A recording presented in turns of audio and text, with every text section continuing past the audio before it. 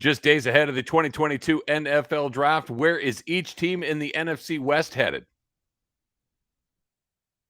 You are Locked On Rams, your daily Los Angeles Rams podcast. Part of the Locked On Podcast Network, your team every day.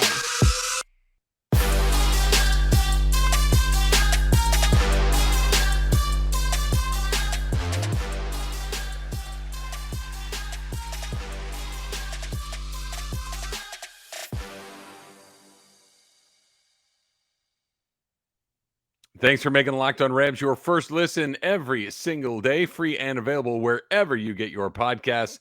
Thanks for making us a regular part of what you do. Make sure you click on that subscribe button in your podcast feed. Make sure you check us out on Locked On Rams on YouTube as well. My name is Travis Rogers. You can follow me on Twitter under my name, Travis Rogers. I also host the Rams pregame and postgame show on their flagship station, ESPN 710, right here in Los Angeles. Been doing that since the Rams came back to LA way back in 2016, and quite a run since then, and getting ready for another one hopefully here in the 2022 season.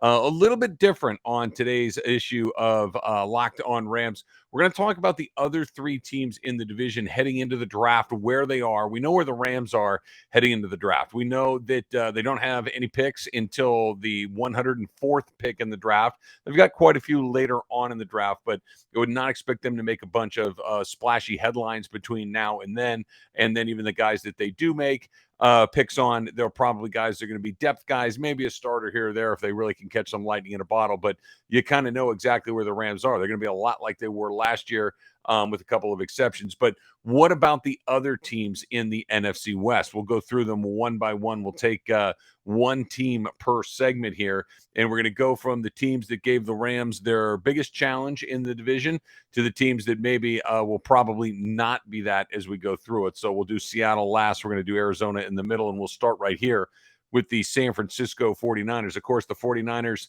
beat the Rams twice last year. The Rams got the 49ers got all the way to the NFC Championship game, where the Rams finally got a win against the 49ers for the first time in 6 games, and they picked a very good time to do it. Of course, that propelled the Rams into the Super Bowl, where they took care of Cincinnati and won their first Super Bowl title as Los Angeles Rams back in the middle of February. So it set up a very good run for the Rams. But let's talk a little bit about where the Niners are as they head into the draft and then ultimately heading in to the rest of the season. You know, when you think of the Niners and where they are right now, I think the best thing that you can say about them relative to the Rams is that they know how to beat the Rams. Right, that they are. I think they're one of the few teams in the NFL. There's probably a couple of others. I think Green Bay is probably pretty comfortable playing the Rams. I think that I don't think Bill Belichick's uncomfortable playing anybody, even though the Rams have had a decent amount of success against him a couple of seasons ago.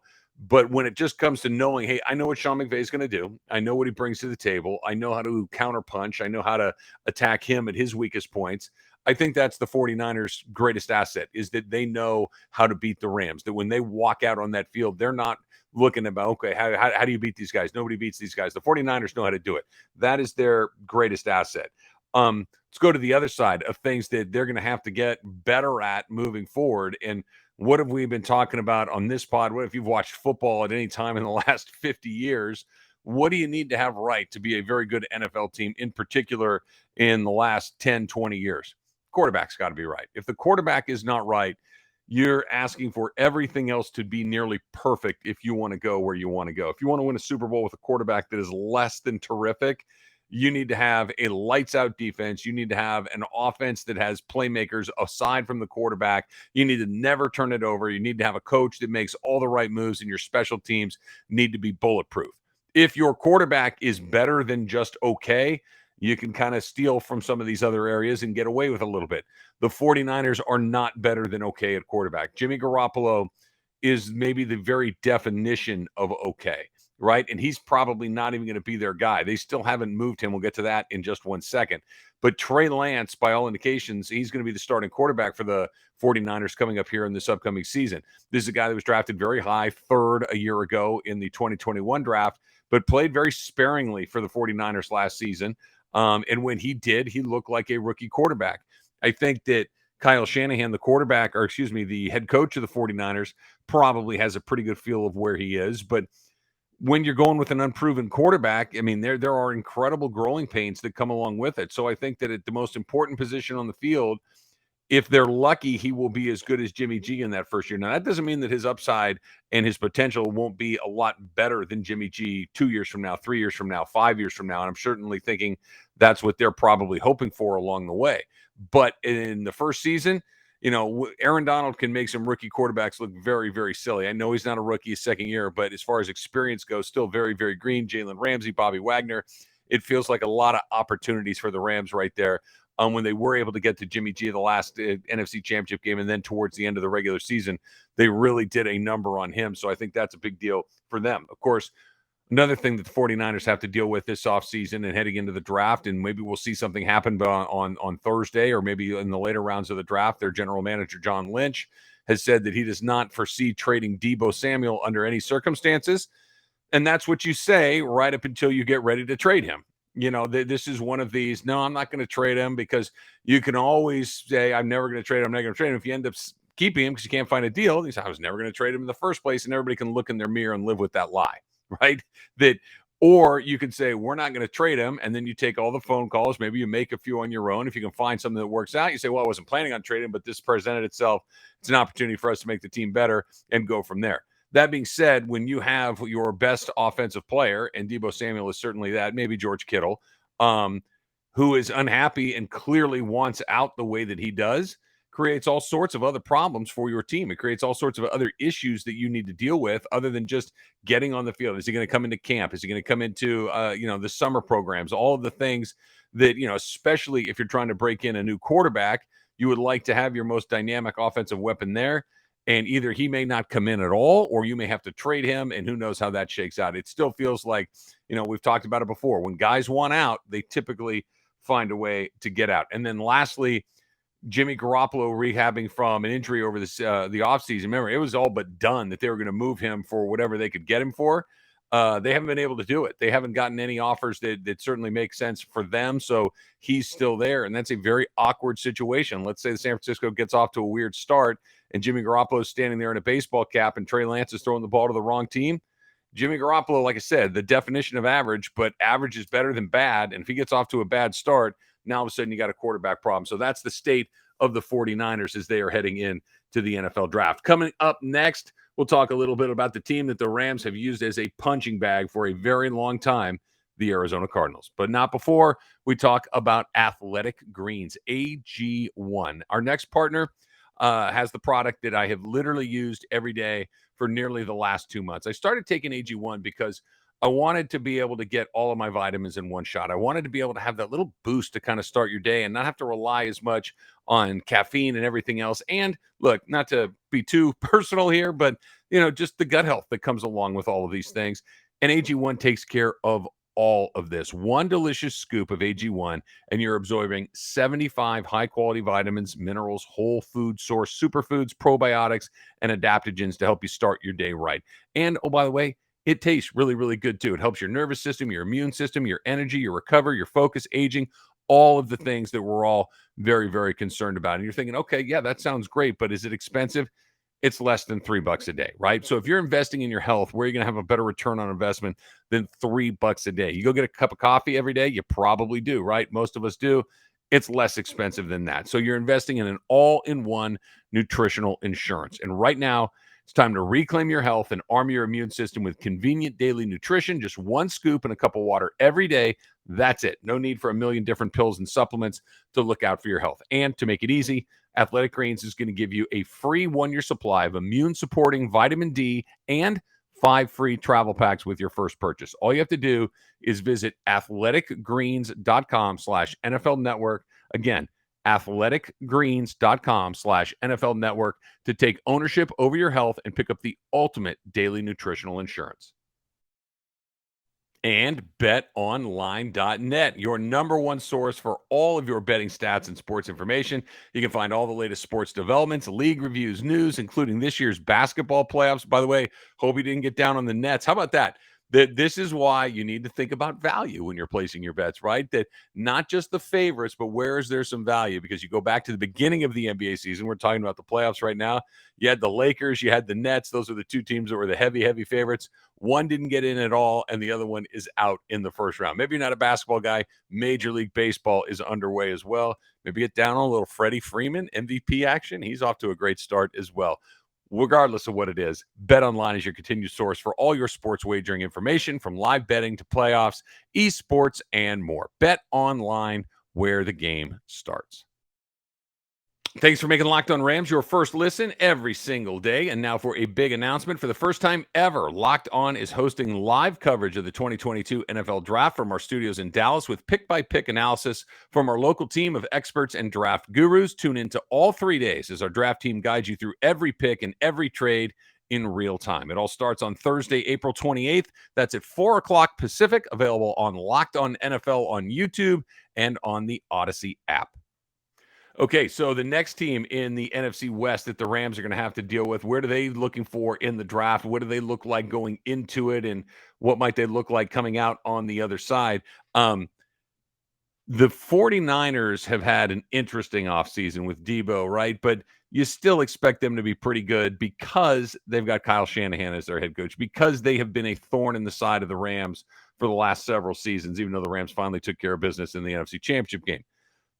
The Arizona Cardinals are almost the exact opposite of that. If they have the slump buster in baseball, that pitcher that well, there's a couple of different definitions of slump buster. One of them, the one that we're going to talk about right now, is you're playing against you're losing a bunch of games. You need to go play somebody that's terrible so you can get right. You go play the Arizona Diamondbacks or whatever it is. Everything feels better. You got to get to see some easy pitching. It's a slump buster. You're on the way.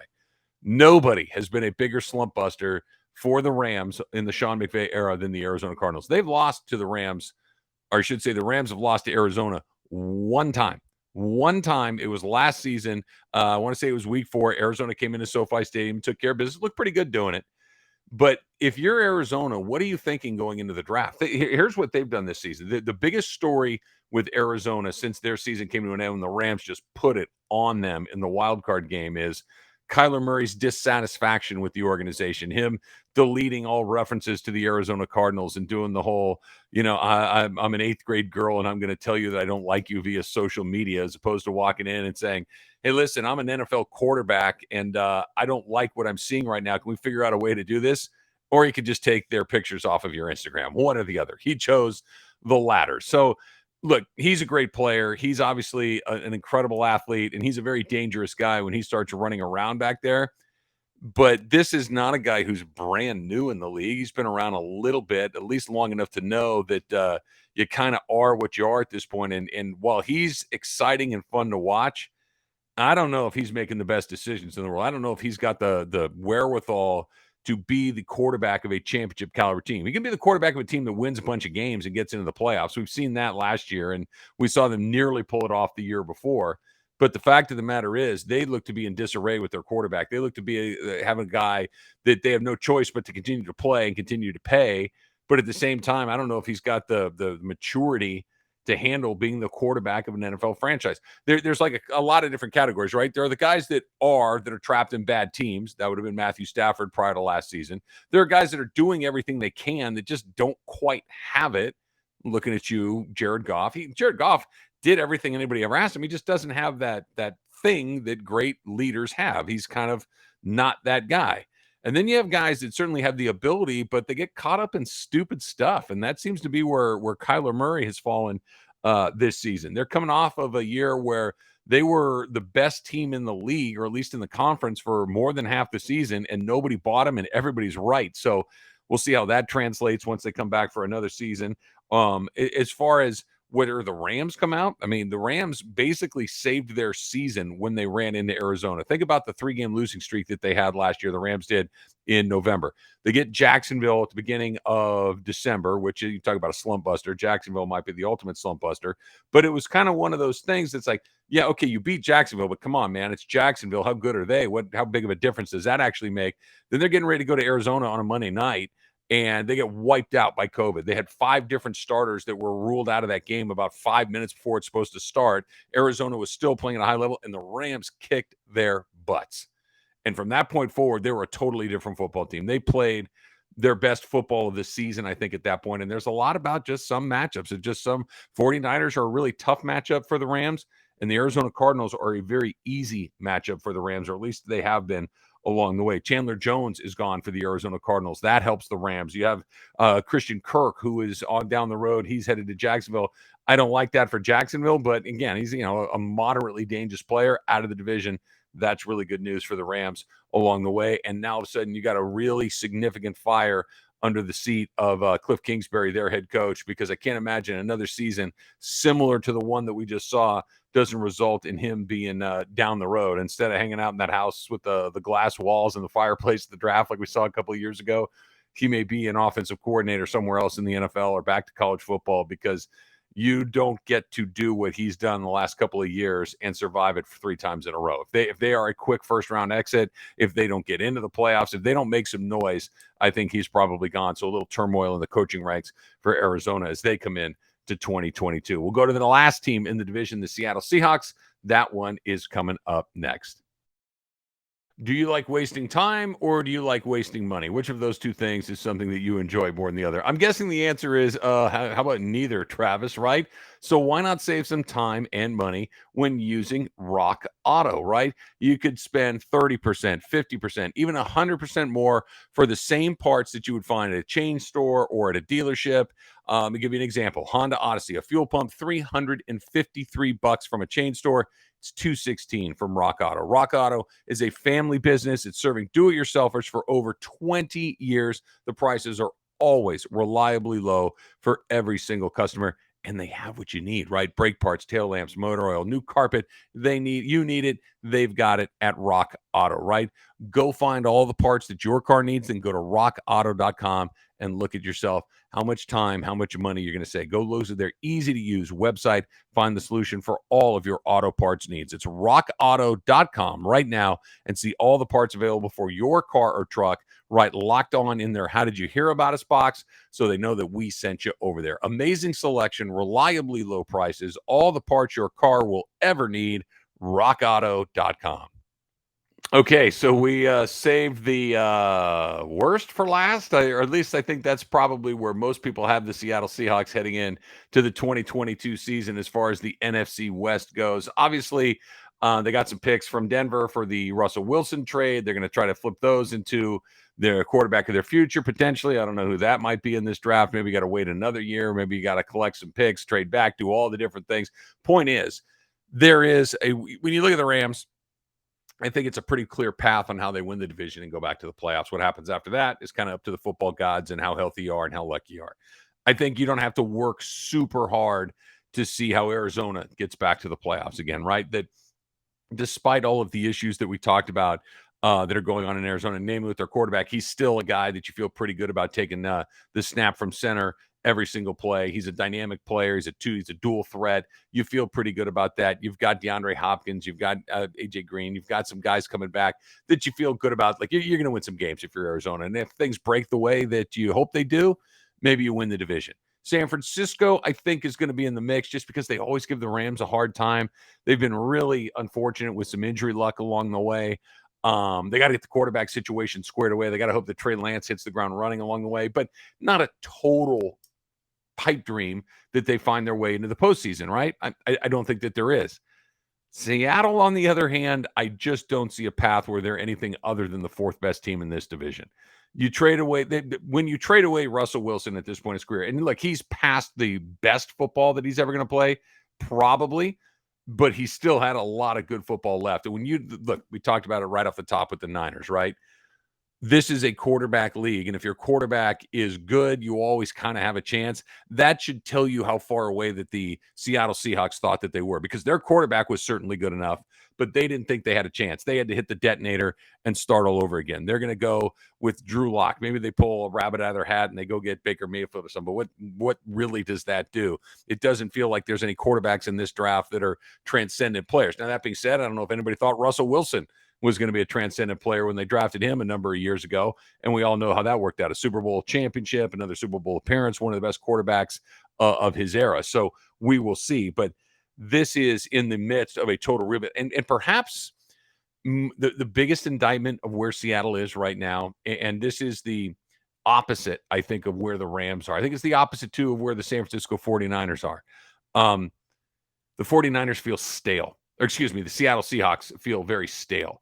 And that's part because of Pete. Pete Carroll's been there a long time. John Schneider, their general manager, has been there a long time. And that can lead to a whole bunch of good things, which it did for Seattle for a very long time. Seattle was one of those teams that for the better part of a decade, you knew they were going to be pretty good. I think that decade is over. I think that it's starting over.